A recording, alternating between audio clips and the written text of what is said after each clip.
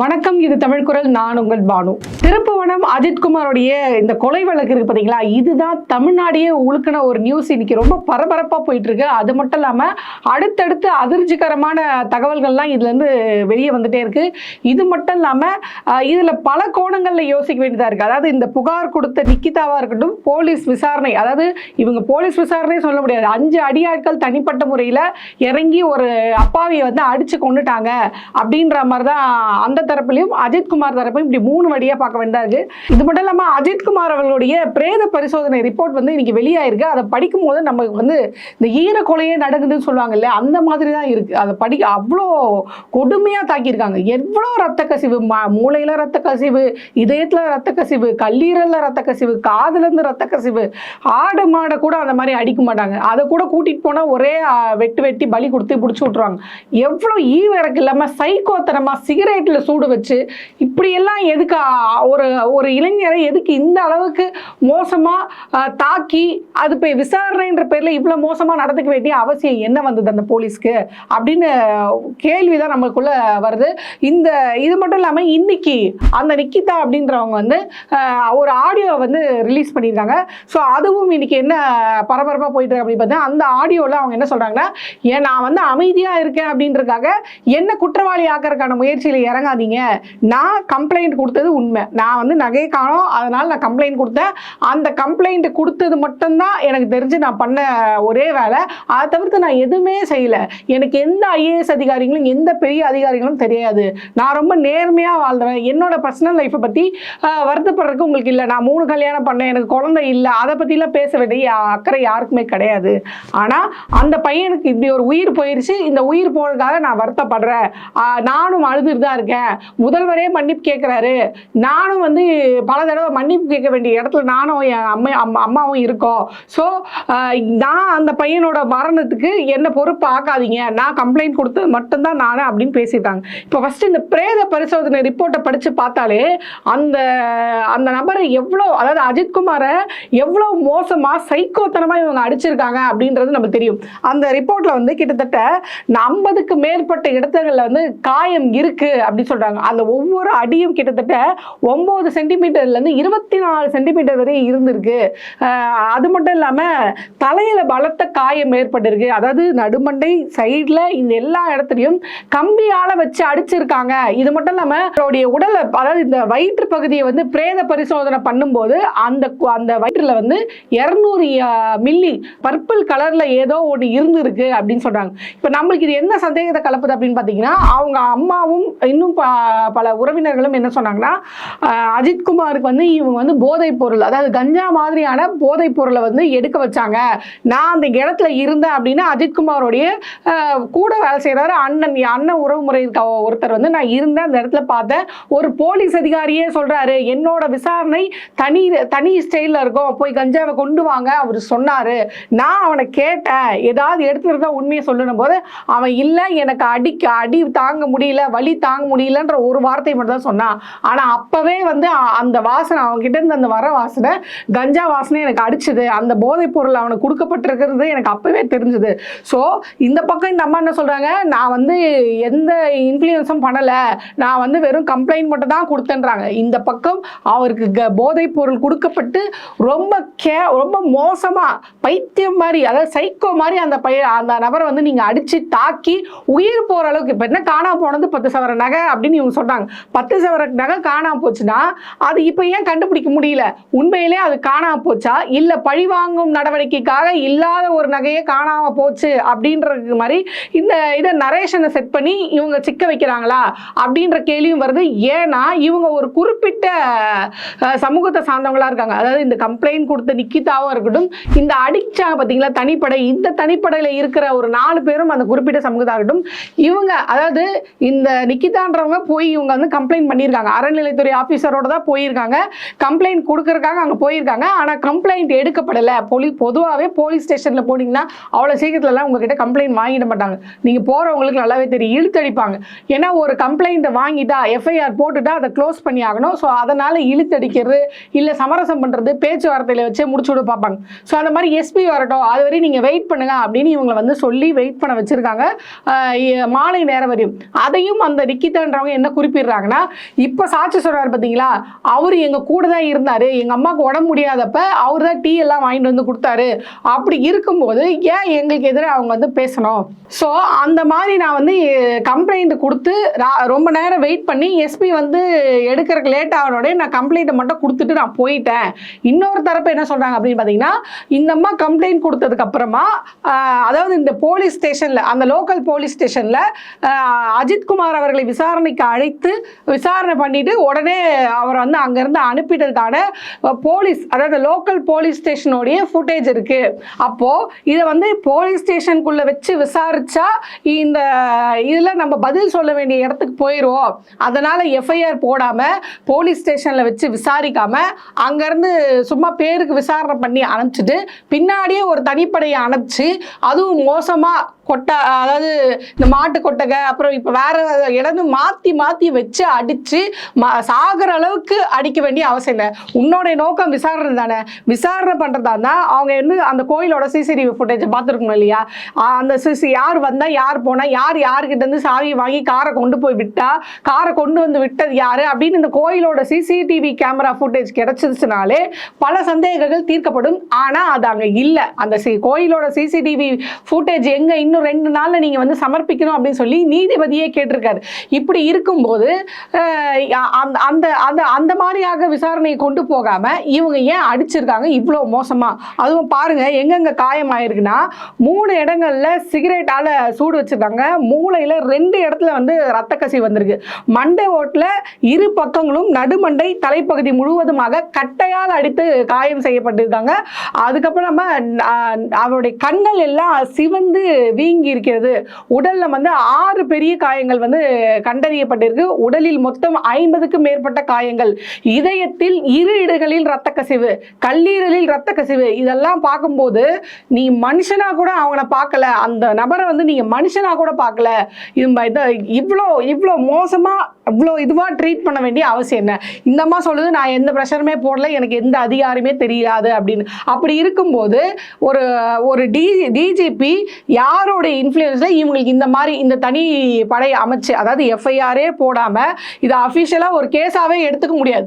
அப்படி இருக்கும்போது யாரோடைய வலியுறுத்தல் பேரில் இவங்க 5 பேர் இறங்கி அடித்தாங்க. ஏன்னா இந்த போலீஸாரோடைய மனைவிகள்லாம் என்ன சொல்கிறாங்க, எங்கள் வீட்டுக்காரங்களாம் வந்து மேலே அதிகாரிக்கு சொன்னது தான் அவங்க செஞ்சாங்க அப்படின்னு. அப்போ மேலே அதிகாரி யாரோ ஒருத்தர் இருக்கார். இப்போ அந்த டிஜிபியா இருந்தா அந்த டிஜிபிக்கு இந்த அளவுக்கு, அதாவது தனிப்படை அமைச்சு விசாரிக்கிற அளவுக்கு இந்த கேஸ்ல என்ன முக்கியத்துவம் இருக்கு? ஒரு 10 சவர நகை காணோம்னா அதை விசாரிச்சிருக்கலாம், அவர் ரிமாண்ட் பண்ணிருக்கலாம், இல்லை உள்ள வச்சிருக்கலாம். அவர் ஒரு நிரூபிக்கவே படலை, அவர் குற்றவாளி நிரூபிக்கவே படாத போது அவர் மேல எதுக்கு தடாலடியா நீங்க வந்து இந்த மாதிரி ஒரு அடி தடி உயிரே போற அளவுக்கு எதுக்கு அடிக்கணும்? அப்ப இதுக்கு பின்புலம் என்ன இருக்கு? இது மட்டும் இல்லாம இந்த நிக்கிதா இருக்காங்க பார்த்தீங்களா, இவங்க மேல பல மோசடியான குற்றச்சாட்டுகள், இவங்க பண மோசடி நிறைய பண்ணியிருக்காங்க. நிறைய பேரை கல்யாணம் பண்ணி அவங்க கிட்ட வந்து வரதட்சணையா இந்த காசு பணம் இதெல்லாம் வாங்கி ஏமாத்திருக்காங்க அப்படின்னு ஒரு தகவல் வருது. ஆனால் அதையும் அந்த அம்மா மறுக்குது. இது மட்டும் இல்லாமல் அவங்க என்ன சொல்றாங்க அப்படின்னா, நிக்கிதா முழுக்க தன்னை ஒரு இந்துத்துவ ஆளா வந்து காமிச்சுக்கிறாங்க. அவங்களுடைய ஃபேஸ்புக்கை போய் எடுத்து பார்த்தீங்கன்னா ரொம்ப நல்லா தெரியும். அது வந்து அதுவும் குறிப்பாக தமிழ்நாடு மாநில பாஜகவுடைய முன்னாள் தலைவர் அண்ணாமலை இருக்காங்க பார்த்தீங்களா, அவருடைய துதியை வந்து இவங்க ஃபேஸ்புக்கில் அவ்வளோ பாடியிருக்காங்க. தன்னை ஒரு தீவிர இந்துத்துவ ஆளாகவும் அவங்க வந்து ஃபேஸ்புக்கில் அவங்க போடுற போஸ்ட் எல்லாம் பார்த்தா தெரியுது. இவங்க எந்த அளவுக்கு வந்து ஒரு இந்துத்துவ ஆளாக இருக்காங்க, பிஜேபி சப்போர்ட்டராக இருக்காங்க அப்படின்னு பார்த்தீங்கன்னா, மோடி வந்து போய் தழுவிடா அந்த மோடின்ற புனிதரை வந்து இவர் தழுவுறதுனால அவருக்கு புண்ணியம் அப்படின்ற மாதிரியும், விநாயகர் ஊர்வலத்துக்கு தடை விதிக்கிறதுனால ஸ்டாலின் அவர்களை விமர்சனம் பண்ணுறதாக இருக்கட்டும், ரெண்டாவது விஜய் அவர்களுக்கு வந்து விநாயகர் சதுர்த்திக்கு வாழ்த்து சொல்லலை அப்படின்னு விஜய் அவர்களை விமர்சனம் பண்றதாகட்டும், முழுக்க முழுக்க தன்னை ஒரு இந்துத்துவவாதியா அவர் காமிச்சுக்கிறாங்க. இது மட்டும் இல்லாம தான் ஒரு குறிப்பிட்டு மேலாதிக்க சாதியிலிருந்து வரதுனால தன்னை பார்த்து இந்த பையன் வந்து இப்படி கேட்டுதான், தனக்கும் அந்த பையனுக்கும் அந்த வாக்குவாதம் வந்ததுனால நான் ஒரு ஆதிக்க சாதி இதுல இருந்து வராளி, என்னை பார்த்து நீ இப்படி பேச, இரு உன்னை வச்சுக்கிற அப்படின்ற வாக்குவாதம் வந்துதான் அது முத்தி போய் இப்படி ஒரு பழிவாங்கும் நடவடிக்கை வந்துருச்சு அப்படின்னு ஒரு தரப்பு சொல்லுது. என்ன இருந்தாலும் ஒரு பழிவாங்கும் நடவடிக்கையா இருந்தா கூட ஒரு ஐஏஎஸ் ஆபீசர் போன் பண்ணி, அதுவும் டெல்லியில இருந்து ஒரு ஐஏஎஸ் ஆபீசர் போன் பண்ணி இப்படி பேசினா அவனை அடிச்சு இது பண்ணுங்க அப்படின்னு நான் சொல்லியிருப்பாங்க.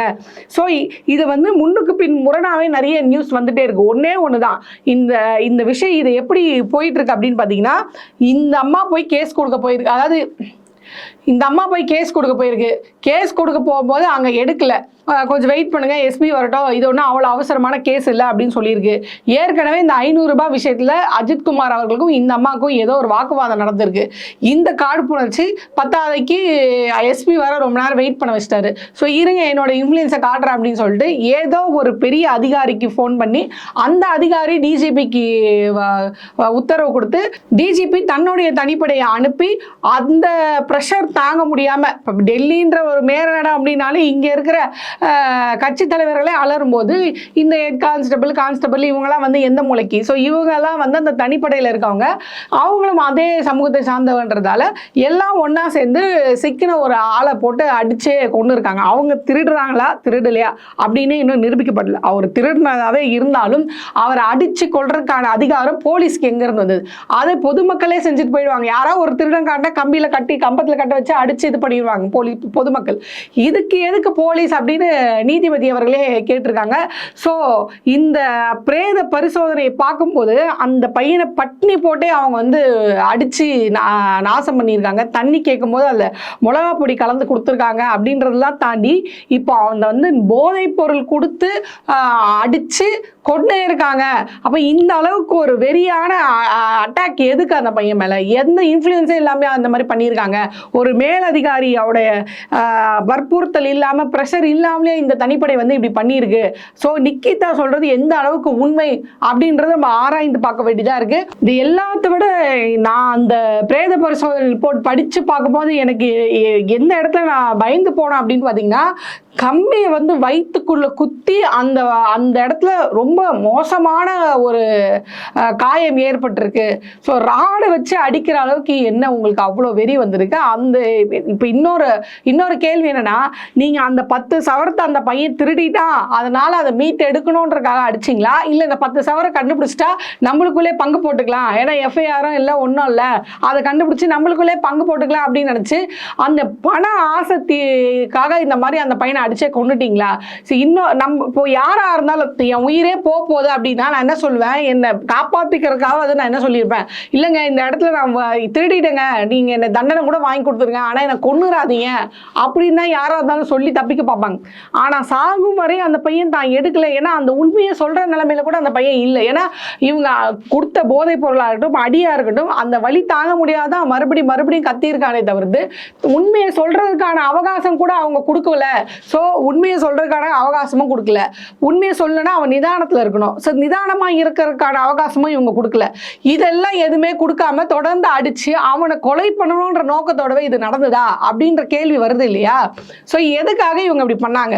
இன்ஃப்ளூயன்ஸ் இல்லை, மேலதிகாரி வந்து பண்ணலை அப்படின்னு இந்த அம்மா சொல்றாங்களே நிக்கிதா, அப்படி சொல்லலைன்னா அப்போ என்ன போலீஸ்க்கு என்ன பைத்தியமா? தனியாக வந்து தனிப்பட்ட முறையில் அஜித்குமாருக்கும் போலீஸ்க்கும் ஏதாவது மோதல் போக்கா இருக்கு? ஒரு கோயிலில் செக்யூரிட்டி வேலை பார்க்குற நபருக்கும் தனிப்படை வந்து அடிக்கிற அளவுக்கு அவங்க என்ன மோதல் போக்கு இருந்துற போது. ஸோ நிக்கிதா சொல்றது எந்த அளவுக்கு உண்மை அப்படின்னு நம்மளுக்கு தெரியல.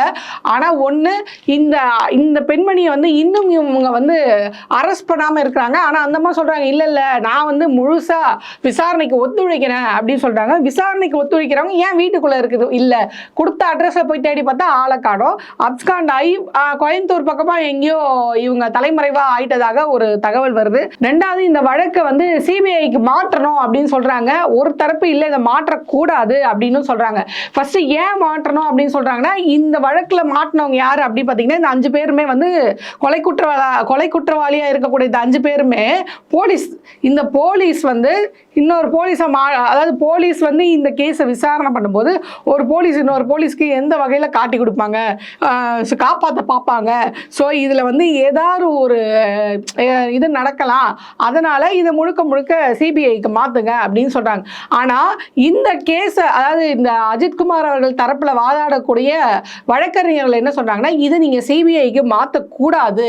ஏன்னா அவங்க உறுதிப்பட சொல்கிறாங்க, டெல்லியிலேருந்து, அதாவது இந்த ஐஏஎஸ் அதிகாரி யாரோ ஒருத்தர் வந்து அந்த மேல் அதிகாரி யாரோ ஒருத்தர் வந்து பண்ணாங்க பார்த்தீங்களா, அவங்க வந்து இங்கேருந்து இப்போ டெல்லியில் வேலை செஞ்சுட்டு இருக்காங்க. ஸோ டெல்லியில் இருந்து அந்த ப்ரெஷர் வந்ததுனால தான் இப்படியான செயல்லாம் நடக்குது.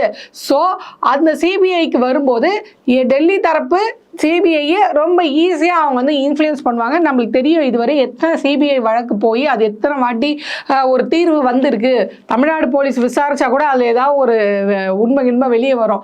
ஆனால் சிபிஐ விசாரித்து இதுவரை எத்தனை கேஸ் வந்து முழுமை பெற்றிருக்கு அப்படின்னு பார்த்தா அது வெரி கவுண்டபிள் தான். ஸோ அதனால இந்த கேஸ் சிபிஐக்கு போனால் இவங்களுக்கு இருக்க டெல்லி கான்டாக்ட் இருக்குது பார்த்தீங்களா, அதை வச்சு இந்த கேஸை ஒன்றும் இல்லாமல் பண்ண முடியும். இவ்வளோ எஃப்ஐஆர் இருக்குது இந்த அம்மா மேலே, அந்த நிக்கிதா மேலே. என்ன இருக்குன்னா, இவங்க 11 லட்சம் வாங்கினாங்க, 9 லட்சம் வாங்கினாங்க, விஓ ஆஃபீஸர் வேலை வாங்கி தரேன், லைப்ரரியன் வேலை வாங்கி தரேன், சத்துணவில் வேலை வாங்கி தரேன், 2 லட்சம் கொடு, 10 லட்சம் கொடு, 9 லட்சம் கொடு, 11 லட்சம் கொடு அப்படின்னு பல பேர், சில பேருக்கு வேலை வாங்கி கொடுத்துருக்காங்க, நிறைய பேர் ஏமாத்திருக்காங்க. அதில் நிறைய எஃப்ஐஆர் இந்த அம்மா மேலே இருக்குது. இவ்வளோ எஃப்ஐஆர் இருந்தால் இந்த அம்மாவை ஏன் இங்கே வந்து கைது செய்யலை? அப்போ இந்த கேஸே இல்லைனாலும், அஜித்குமார் கேஸே இல்லைனாலும், இந்த எஃப்ஐஆர்கள்லாம் இவங்க மேலே இருக்காங்களே, இதுக்கு நீங்கள் விசாரணை பண்ணி ஒரு தீர்வான முடிவு எடுத்துருக்கணும் இல்லையா? அந்த இது காரணம் காமிச்சு கூட பண்ணலையே. அப்போ அந்த அம்மாவுக்கு அவ்வளோ பெரிய இன்ஃப்ளூயன்ஸாக யார் பின்னாடி இருந்து வேலை செய்கிறா?